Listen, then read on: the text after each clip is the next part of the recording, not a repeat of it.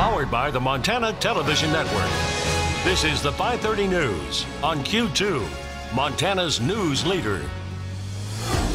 Good evening and thanks for joining us. I'm Russ. And I'm Jeanelle Slade. It looks as though a former Miles City athletic trainer accused in a massive sex abuse case may go to jail. 78-year-old James Jensen is facing federal charges for trying to entice minors into sexual activity over the internet, but now there's been a shift in his case. This new revelation came just this week when Jensen's public defender filed a motion to change his plea to guilty. Now a hearing is set for next week to do just that. Q2's Andrea Lutz joins us now. She's been following this story. Andrea, what happens now?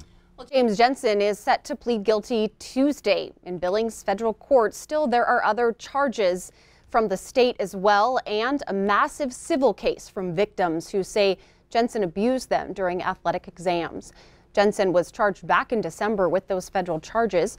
U.S. Attorney Kurt Alme said Jensen used means of interstate commerce, including the internet, to entice and coerce minors to engage in sexual activity. He was also charged in October in Custer County District Court for child pornography. All of this, though, stemming from a September lawsuit filed by 31 men who said that they were student athletes at Custer County High School when Jensen used a sophisticated cycle of sexual abuse.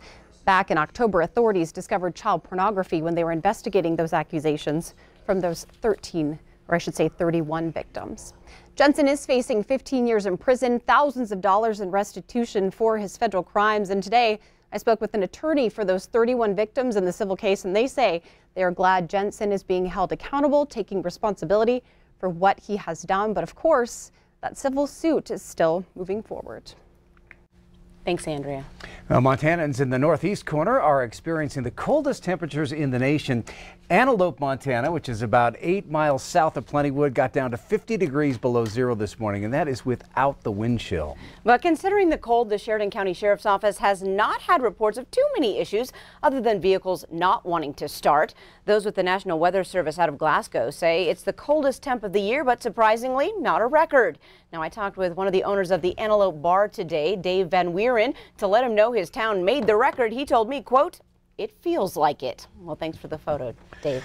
So how did it get so cold? Well, clear skies, fresh snow on the ground, and an Arctic blast of cold air from Canada, all creating the perfect recipe for those chilling temperatures. Bob McGuire tracking this cold in the Weather Center today. It may not have been negative 50 here, but we are still feeling that chill, Bob. Oh, yeah, because the Arctic cold front hasn't made it here yet. Let me show you what's going to happen. There's your Arctic cold front right there, and it will continue to drop a little bit farther south and blow through Billings by tomorrow morning. Then after that, you can notice the cooler temperatures just kind of follow that cold front as it blows on through. So that's what is going to happen. Now, as far as temperatures for the weekend, here's your weekend forecast. So we have a 50% chance for snow on Saturday, 40% Sunday. The high Saturday 2, the low that night 9 below zero. On Sunday it'll be 6, the low that night 3 below zero. But now here's the good news.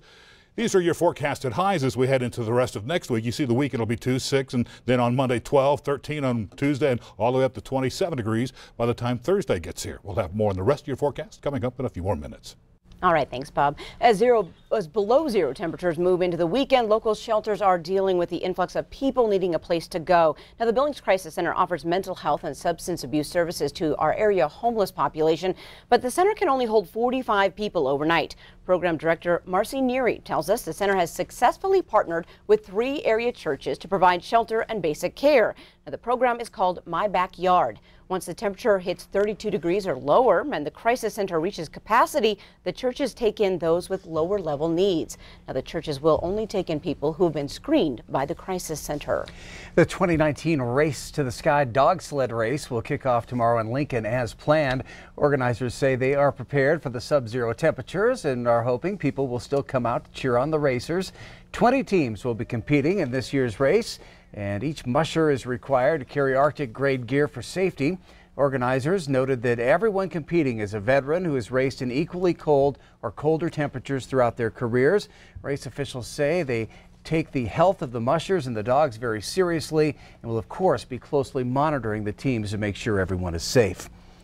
We also have a nurse practitioner that will be in the checkpoints and we'll be watching for things like hypothermia, getting frostbite, any of that stuff. We'll be checking mushers as they come in and when they head out again. This year's race is dedicated to Jack Beckstrom, who was an original organizer and has been part of every single race until his death last year. The iconic Going to the Sun Road will not open to Logan Pass this year, at least until June 22nd, and that's due to maintenance. 2.9 million visitors last year. The park's roads need to undergo some crucial pavement preservation.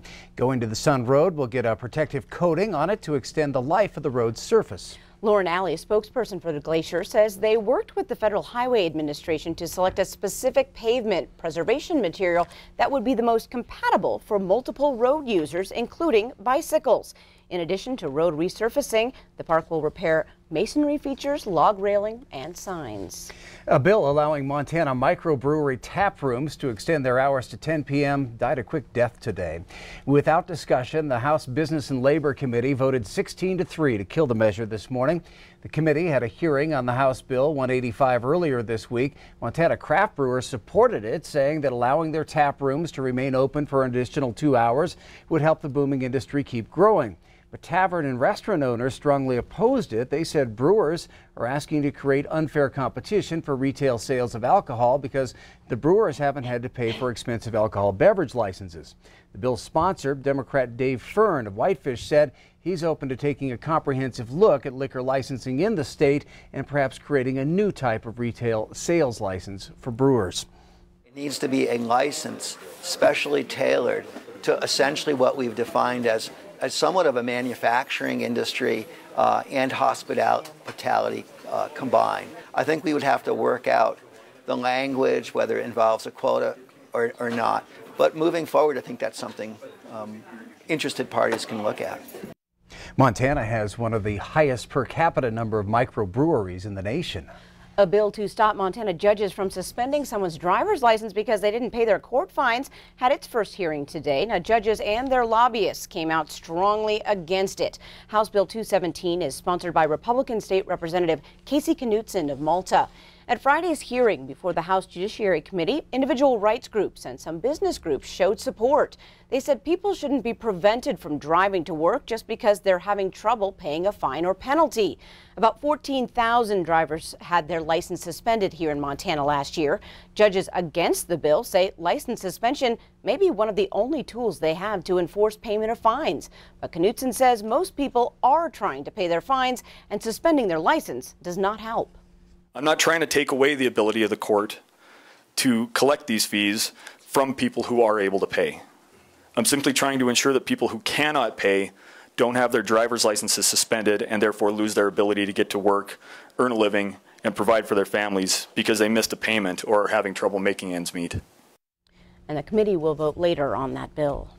The U.S. Navy accepted delivery of the future USS Billings during a ceremony at the Fincantieri Marinette Marine shipyard earlier this month. Now, the future USS Billings is the 17th littoral combat ship delivered to the Navy and the 8th of the Freedom variant to join the fleet. Now, delivery marks the official transfer of the ship from the shipbuilder, part of the Lockheed Martin team, to the Navy. It's the final milestone prior to commissioning, which is planned for later this year. Coming up on tonight's 5:30 News, high school wrestlers are fighting their way to the top this week right here in Billings. Check out the impact on our city. And an entertaining day to jumpstart your all-class state wrestling tournament. Scott will be showing us all the action. You're watching MTN News with Jeanelle Slade and Russ Riesinger. Storm Tracker weather with Bob McGuire. And sports with Scott Breen. This is the 5:30 News on Q2, Montana's news leader.